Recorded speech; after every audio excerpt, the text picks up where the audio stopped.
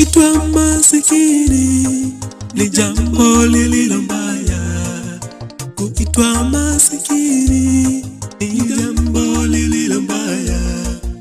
Kuishi maisha ya masikini ni maisha yaliyo maovu.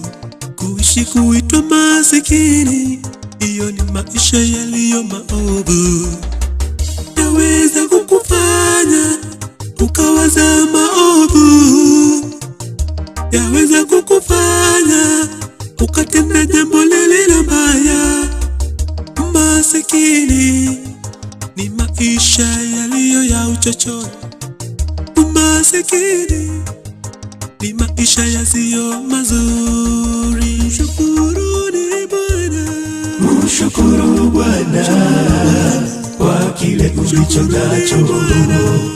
Mshukuru Bwana kwa uhai. Mshukuru Bwana kwa kile ulicho nacho. Mshukuru Bwana kwa uhai.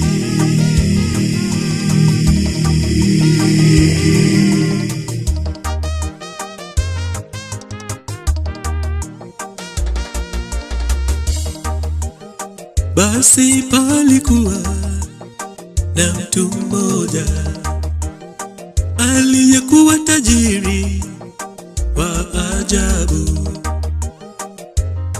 Naye alikuwa na mtu mmoja kando yake, naye ni Lazaro maskini.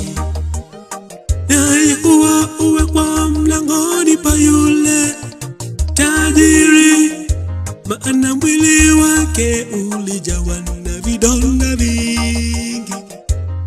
Naye alikuwa akitamani kushibishwa kwa makombo yaliyoanguka katika meza ya yule tajiri. Hata mbwa wakaja kumlamba vidonda vyake.